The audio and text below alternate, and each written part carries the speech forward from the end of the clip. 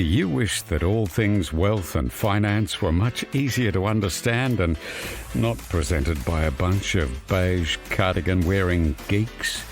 Welcome to the Clever Investor Podcast, where we're dishing up the easiest to understand finance program served in bite-sized chunks, so your brain will thank you as your knowledge grows.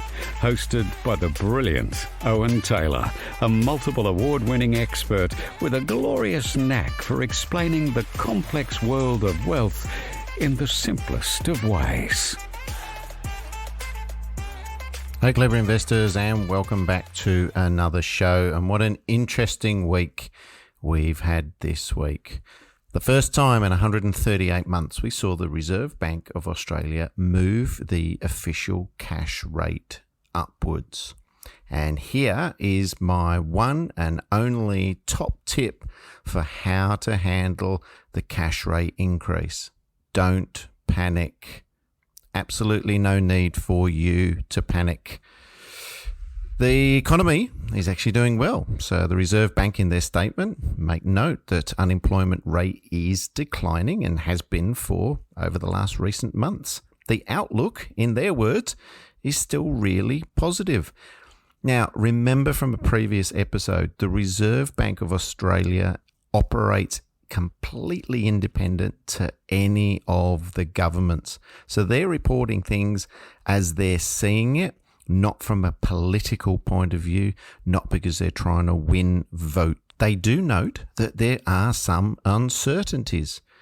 You could add that statement into any month of the year since time began. Of course, there's always going to be some uncertainties. But there's also a lot more positivity within our economy. A further rise in inflation is expected in the near term. I'm quoting from their statement. That's not unusual. But as the supply side of distribution resolves itself, inflation is expected to start tracking downwards again. We're not in a bad place, Australia. Macquarie Bank even came out today and said they think that rates might go up a little bit this year, and then they're quite positive that we're going to see them come down a bit within the next 12 months. A really good friend and mentor of mine taught me years ago, never base a decision on fear. So if you're worried about what's going to happen to your repayments, now is the time to get some expert advice on your side. If you don't have a mortgage broker, I highly recommend that you do seek one out. And if you do have a mortgage broker and you've got concerns about what could happen to your home loan repayments, to your investment repayments, get on the phone, book an appointment with them. Try and not, being nice to these people, don't ring them out of the blue and expect all of these answers. They're busy people and they're going to be really busy over the next couple of weeks with helping people out with their rates. Book an appointment with them. Tell them, send them an email. I want 10 minutes on the phone with you just to run through my scenario. Don't throw the baby out with the bathwater. Don't think that you've got to refinance all of your loans. The one thing with all of the lenders over the next couple of weeks is they will all be moving their rates around. Now, it's often a time where people look to protect themselves by using a fixed interest rate loan. Now, the advantage of fixing is it caps what your repayments will be for a given period of time. And you can fix your mortgage for anywhere from 12 months to 5 years. The longer you fix for, though, it can be at your detriment because it means you're locked into that contract for 5 years or for 3 years. And if you wanted to refinance or you wanted to sell that property during that agreed period, it could cost you money to get out of that contract. It's called an economic break cost.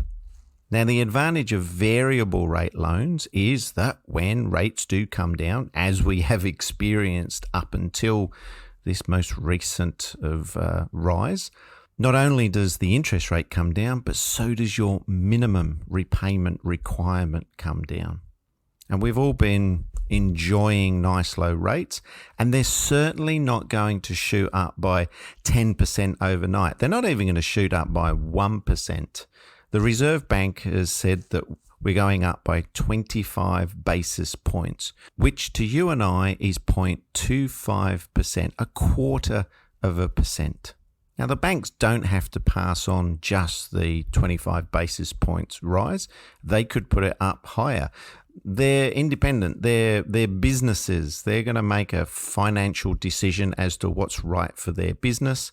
And they know that some people may be upset with that and change lenders. Hey, that's just the nature of business. As I mentioned before, don't cut your nose off to spite your face, because by the time you move from lender A, who you probably don't like, to lender B, who you think you'll like, lender B could have exactly the same interest rates on their mortgages, the same as what lender A did. There's always lots to consider before you start to refinance. Ideally, refinance for more than one reason. You're not just chasing the low rate. Maybe you're looking at buying another property into the future, or you're going to be selling your current property and moving somewhere else. That's a good time to get everything reviewed, get it all set up. There's nothing to stop you as well getting on the phone to your current lender and asking them, is it the best rate? Can you do a little bit better to save me moving from you to somebody else? They'll have a team called a retention team who'll actually decide whether it's worth giving you a bit better deal or no. The one that you're on, in their eyes, according to all their, calculations, is the best that they can actually offer you. And that's just a fact of business. Don't get upset about it. If you think you're going to be under some enormous financial stress, then seek out the expertise of all these people around you. Look back at the previous shows when I talked about building a team of people.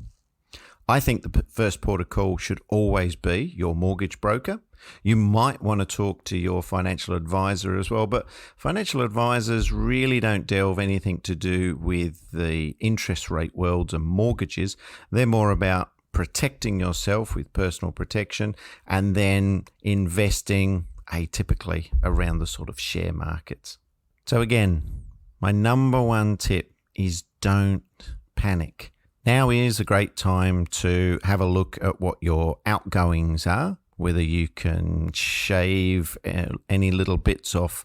If you find yourself panicking, then I highly recommend that you actually do a little snapshot of what your budgets are. Sit down, work out what your outgoings are, look at what your income is, and be realistic. See what things you can shave the edges of. The media, as a big warning, will have plenty of stories about people that think they're going to lose absolutely everything.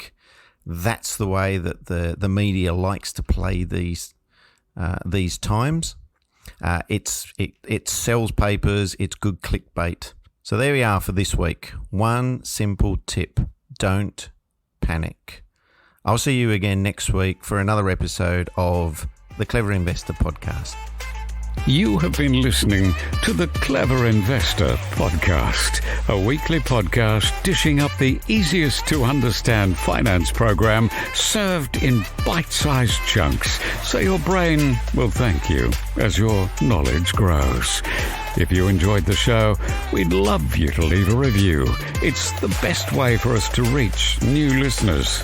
For more information, go to thecleverinvestor.com.au.